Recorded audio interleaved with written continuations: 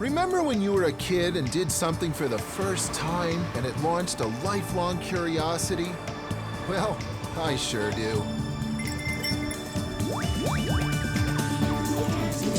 Let me share a secret recipe. Discover an ingredient that fires your imagination. Choose other flavors to match. Find the best way to cook them. My secret recipe? Cooking without a recipe.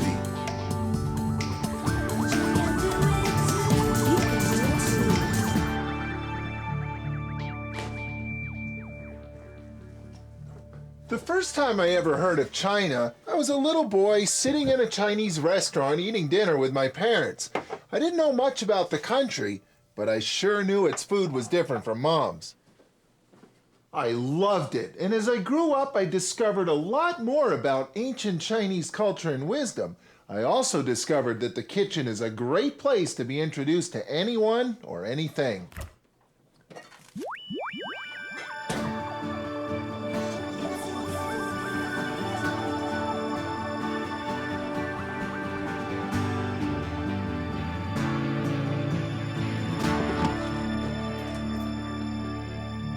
Chinese cooks seek balance in all things. Pleasing colors, harmonious textures, complementary flavors. A spicy dish is always followed by a bland dish, and simplicity is a prized virtue. In fact, with this simple package of flavor wrappers, I can easily turn a chicken into a bowl of Chinese-inspired broth and dumplings.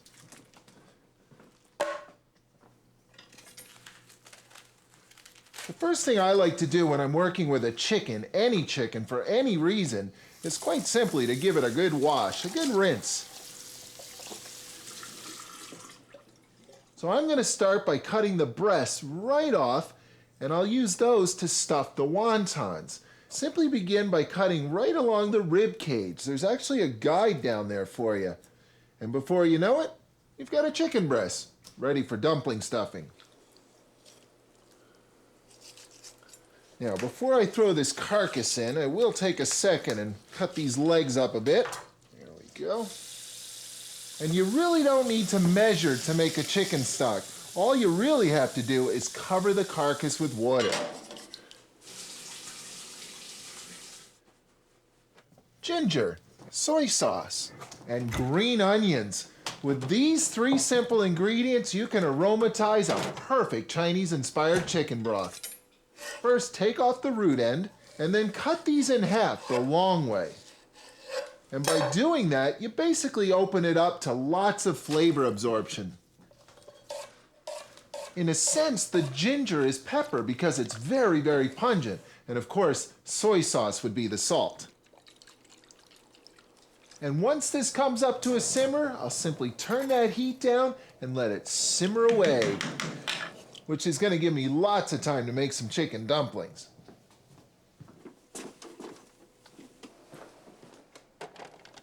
Now this is ready to be pureed into a beautiful dumpling stuffing. Now I'll add flavor to this the same way I did to that broth, with ginger, green onions, and soy sauce, but this time I'm going to use frozen ginger,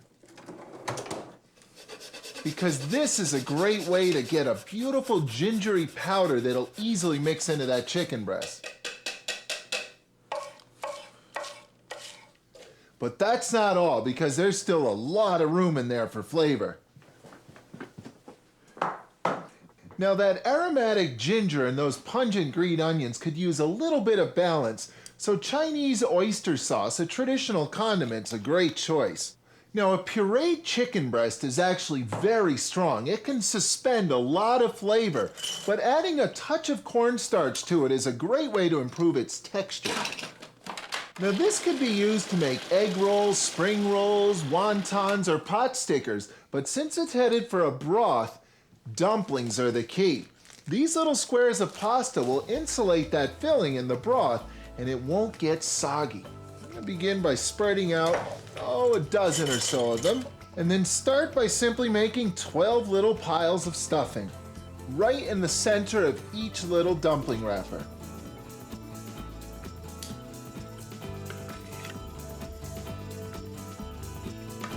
Next up, you'll need a little bit of water.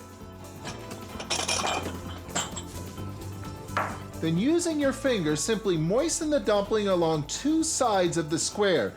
Then simply fold it over, tip to tip. Then work down one side and down the other.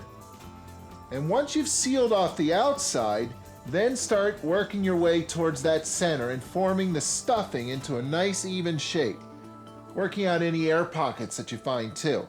And if you're feeling fancy, you can always do this. Moisten one of the tips and bring it around to the other tip. Pinch that together, and there it is, a Chinese dumpling. Now this broth is looking good, but somehow I suspect that's only the first step on my flavor journey.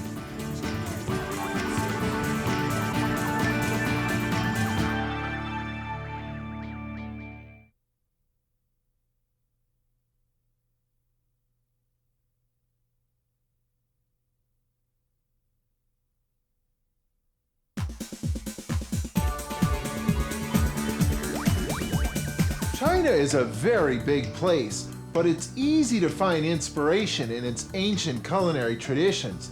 The flavors might seem unfamiliar at first, but once you get to know them, they're actually quite friendly. My Chinese culinary journey began today with a simple chicken. It's now flavoring an aromatic broth with ginger, green onion, and soya. A chicken breast was pureed into a flavorful dumpling stuffing that's now waiting its turn in the broth. Chinese cooking is all about balance, the yin and the yang. Something savory like an aromatic chicken filling wrapped in a dumpling is often balanced with something sweet, like perhaps a fortune wrapped in a cookie. Yes, icing sugar and flour. And with the oven preheated at 325 degrees, I've got everything I need to make a simple cookie batter. First up, a stick of nice soft butter. Next, 3 egg whites. A full cup of icing sugar. Chinese star anise. Star anise is actually one of the spices in Chinese 5-spice. It totally reminds me of the flavors of China. That's going to add a ton of flavor. Vanilla, of course, is the salt of the pastry kitchen. And this is where the soft room temperature butter is so handy, because it's easy to mix like this.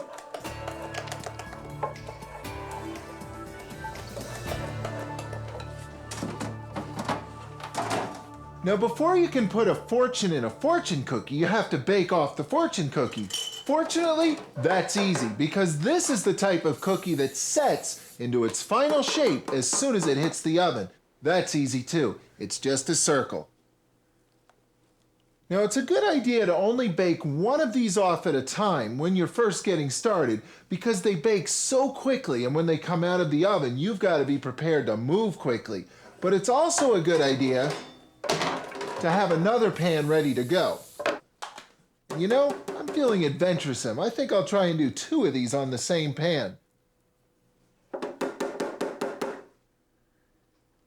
And that's enough for a family of 3. Now it's time to fire Gabe's into the crystal ball. It's also time for my favorite part. I get to pick his fortune. Let's see what's in store for him. Very interesting. Let's see if his cookie's done. Now that's good to go. It's just starting to turn golden brown around the edges. Now I've got to move quickly.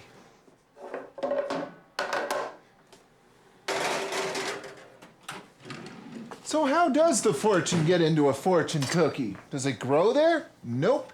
It's planted, just like this. Fold it over. Pick it up, and with the seam facing down, simply grab those 2 corners and bring them together, just like that. Let's see if the next 2 are ready. And now I get to pick my own fortune, but I'm not going to peek. Aren't those beautiful? And they're going to taste great too. You know, Chinese cooks are among the most artful and inspired in the world. And in a country larger than Europe, there are many different styles of cooking. But perhaps more than anything else, Chinese cooking is defined by the simplicity of a wok. And if you want to fill your wok with lots of fresh flavor, simply remember 3 things: prep, fire, and stir. I'm going to stir fry some simple broccoli, but since that wok is so smoking fast, I've got to be ready to go with everything before I even turn it on. I've got to be prepped. Now, one of the keys when you're cooking in a wok is to make sure that everything is a uniform size so it cooks evenly and quickly, even the broccoli stems. There's the broccoli. Now for the aromatics. First, garlic. And I'll chop this garlic as finely as I can. That way it'll evenly distribute throughout the broccoli. I'm prepped and ready. Step 1 is done. Now for step 2, fire. I'm actually going to use 2 different oils.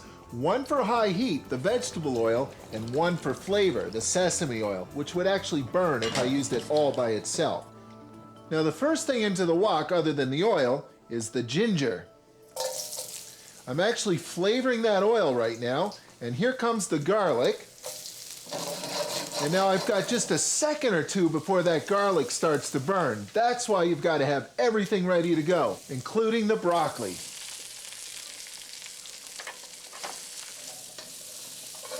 It's time to season it with some soy sauce and a splash of water. Now's a good time to add the sesame oil, just a drop or 2. It's very strongly flavored, and then on goes the lid. So what I've basically done is created a quick steamer. All that steam, all that water in there is going to quickly cook that broccoli, which means I should be thinking about a finishing flavor. This is my Chinese-inspired all-purpose orange dipping sauce.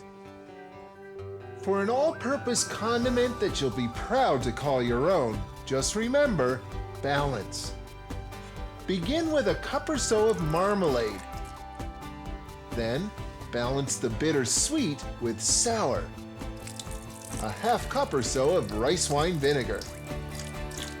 Next, add a few spoonfuls of soya for enhancing saltiness, and a few drops of smoky sesame oil for pungent aroma. Then simply whisk until combined into a perfect harmony of balancing tastes.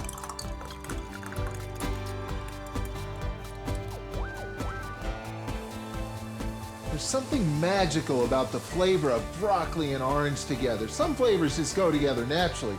Actually, broccoli, orange, and almonds isn't bad either. That's what I call fast food, which is the perfect balance for some slow food. This chicken broth is ready to move on.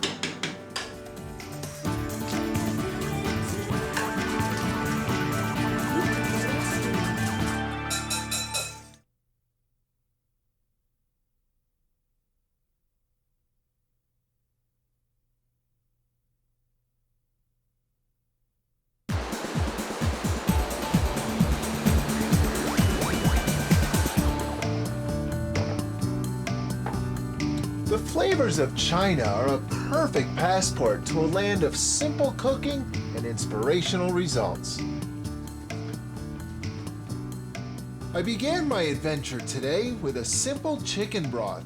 I flavored it with aromatic ginger and green onions, and then used one of its breasts to make a dumpling stuffing. Now this brings back some memories. You know, when I was a kid, my folks used to take us to this local Chinese restaurant for dim sum. I used to be amazed at how all those different flavors would just fill up our table. Actually, one of my favorites was the shrimp toast. I used to think it was pretty exotic, but now I know better. It's actually pretty simple. Now, when I'm making shrimp toast, I always measure out 1 cup of shrimp, and then I add a simple egg white.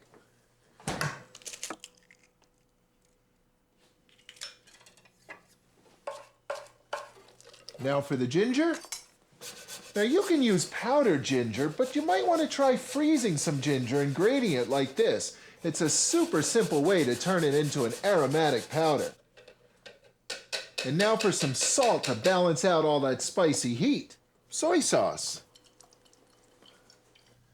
And now I have a classic Chinese flavor base just standing by aching for even more flavor. And just look at all the possibilities. Oyster sauce, black bean sauce, garlic sauce, teriyaki sauce, plum sauce. Which one shall I choose? How do you know which one to choose?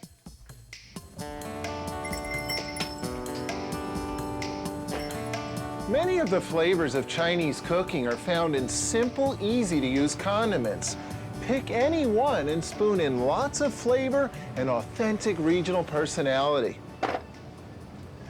Oyster sauce is a dark brown Chinese staple traditionally made from cooked oysters, caramel, and soy sauce. It adds unmistakable richness and body to food, but surprisingly, it doesn't taste like oysters. Plum sauce. For Chinese cooks, this is sweet and sour sauce. It's sometimes known as duck sauce, and it really is made from plums. It's also made from vinegar and sugar, and it's found in every single Chinese restaurant. Black bean sauce. Wildly pungent and flavorful. It's made from black beans, garlic, and chilies, and because the black beans are fermented, it adds a rich, round, meaty flavor. The good stuff. Of course, your choice of condiments is entirely based on your taste. So try them all, get to know them, and before you know it, you'll be spooning them on like ketchup and mustard.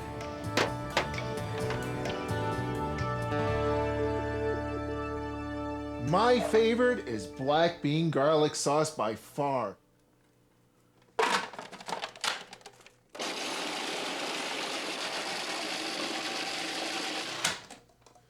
There's my topping. Now all I need is some toast.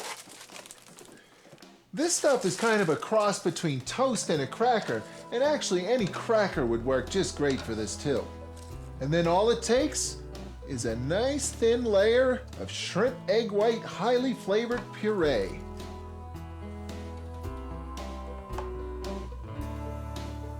And now for some balancing color. And after just a few minutes in a 350-degree oven, the shrimp toast will be ready to go, and you'll be enjoying your own dim sum. Now speaking of dim sum, it's time to get this broth ready for those dumplings. This broth has been gently simmering and aromatizing with ginger and green onions and soy sauce. There's that magical trio again. Good to the last drop.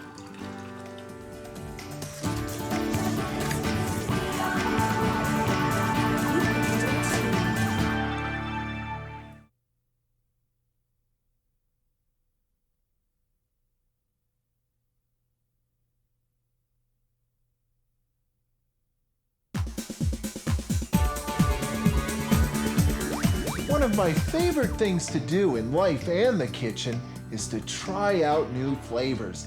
It's a habit I think I've had since I was a little boy sitting in a Chinese restaurant with my parents.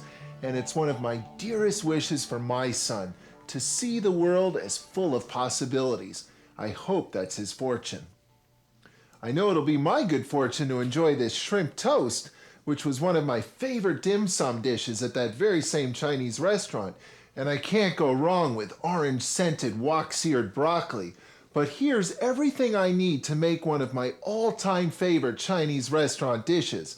I had originally planned to cook these dumplings off in the chicken broth, but then I had an idea. I'm gonna make egg drop soup.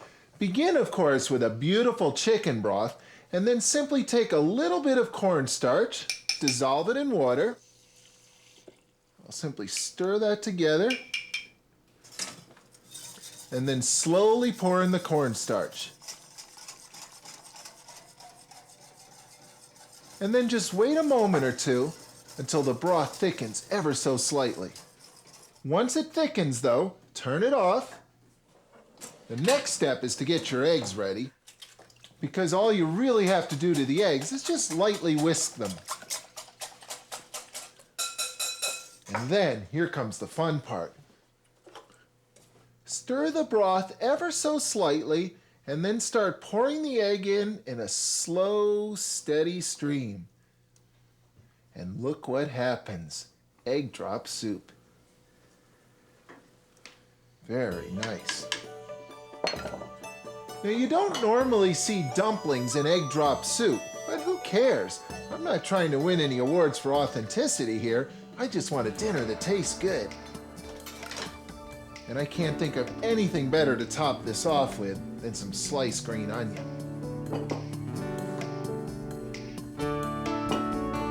I can't resist. I gotta try this right now.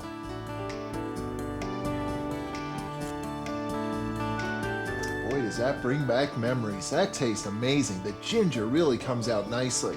You know, whether you're in China or your home, nothing beats the simple satisfaction of creating a meal for your family and friends, especially if you stir in a little dose of ancient Chinese wisdom. Life is at its best when it's balanced. See this right here? Crack that open, there's something inside for you. It says you will find adventure in the kitchen and in life. Pretty good fortune, Gabe. Squeeze your chopsticks and have a piece of broccoli. There you go. Wow. Can you get your dumpling out? That's great. Now you can do one. You can do one. Okay. Mine says variety is the spice of life and the key to life. Mine says the same thing. Well, you know what? That makes you the yin and me the yang.